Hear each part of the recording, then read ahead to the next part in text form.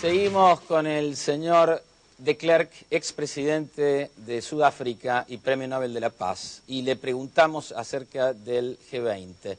What do you foresee for the G20 in terms of effectiveness, for example? I think the G20 is a great improvement on the G7 and the G8. I think it's very important that a forum has been created where the big leading countries, the rich countries, meet with the emerging economies like South Africa, like the other medium-sized countries now included in the G20. It offers an opportunity for compromises to be made between big and small. A fundamental problem of our time is the growing gap between the successful countries. Some of them are big, some of them are smaller, but they have strong economies, and that part of the world which is falling further and further behind. It is happening. The gap is increasing. Not everybody is benefiting from globalization, and I think one of the central tasks of the G20 is to become a forum where these problems can be sorted out, where action plans can be developed which will help the poorer part of our globe to also begin to benefit from globalization and from international trade. It is not happening at the moment. I also think the G20 needs a bit more structuring. As I do think the United Nations need restructuring, I think our international institutions are not at the moment ready for the new challenges of our times, and the time for change with regard to most of our international institutions has arrived. It is necessary for fundamental reform in those places. Mr. Klerk, do you think it is possible, it could be possible to a new configuration in terms of institutions? I mean, for example, a worldwide parliament where all the regions could be represented there, and in order to facilitate a more integrated and inter-societies and global decision-making process? I'm not one who believes in world government. And I think it's pie in the sky to think of a global parliament at this point in time. I think the focus should be on building regionalism. The European Union is a good example of what can be achieved. We, for instance, in Southern Africa, has an organization called SADC. It's not performing well. It's not succeeding in its goal of binding the region together. And other regions in Africa are not succeeding. My impression is Mercosur is not achieving what it has set out to achieve right at the beginning when it was agreed upon to establish it. So I think the focus should be on building stronger regions. And once you have succeeded in doing that, to have more inter-regional agreements and inter-regional interaction. What you foresee in your question, I think, is a bit too ambitious, and it's many, many decades in the future. In 1 century. When you said regionalism, and you said that regional institutions are not doing as much as they could, I mean, that's a common factor. Why? Why they're not doing as much as they could? I think one of the reasons, I could give a long list, but we don't have time, but one of the reasons is that within regions, there are such big differences, for instance, in economic development and socio-economic development. In some parts of the world, there are differences. In Southern Africa, for instance, not all the countries in Southern Africa are proper democracies. They have different systems. The economic situation is so different that to think of a common monetary unit for Southern Africa at this moment would be too ambitious, and some of the countries would land easily into the same problems that we now see in the European Union around Greece and around Ireland, for instance.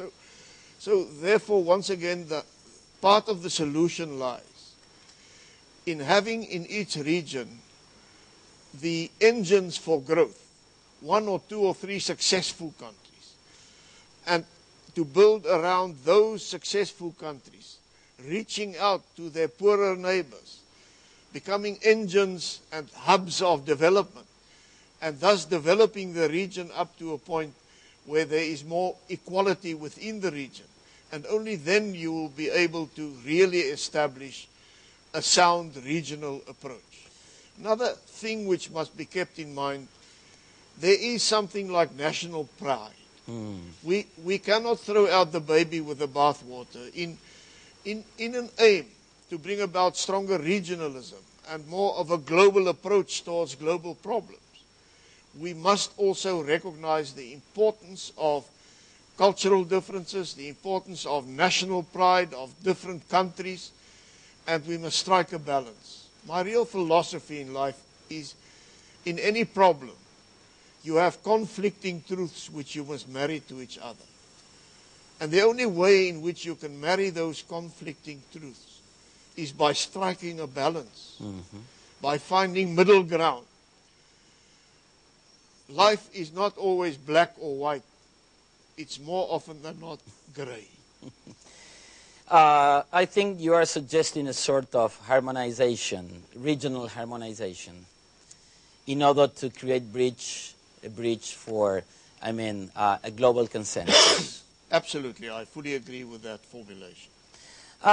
You have actually, dealt with some matters as freedom, which is at the same time philosophical, but also tangible, very tangible. And for example, the financial crisis we have right now is perhaps a result of greed. And I think that it is very difficult, it's hard for human beings to settle a limit in between profitability and greed, or for power, for everything. It's very difficult to settle limits. What would you suggest to do in such issues? Once again, I believe the answer lies in balance. If we look at the economic crisis, over-regulation strangles an economy. Yeah. Under-regulation frees greed to grow and to manifest itself. We need a balance between proper regulation, but regulation up to the point where you don't strangle the free market concept.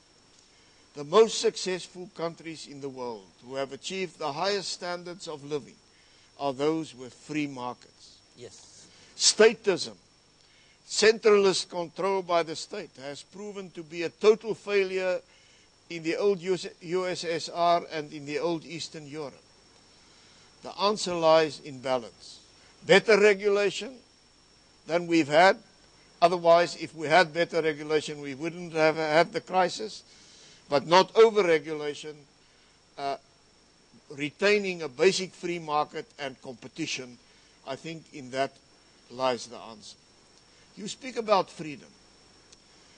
There is no such thing to my mind as absolute freedom.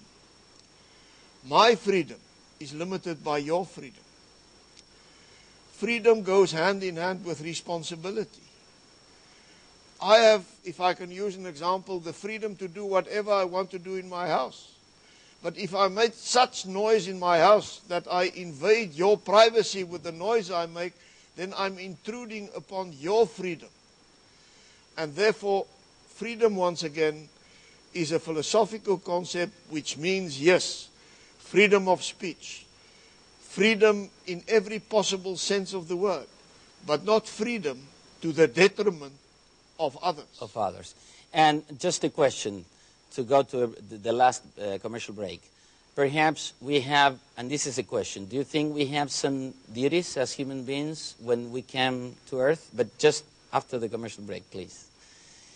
Volvemos en el cierre de este extraordinario programa con el expresidente de Klerk, aquí en Clase Ejecutiva.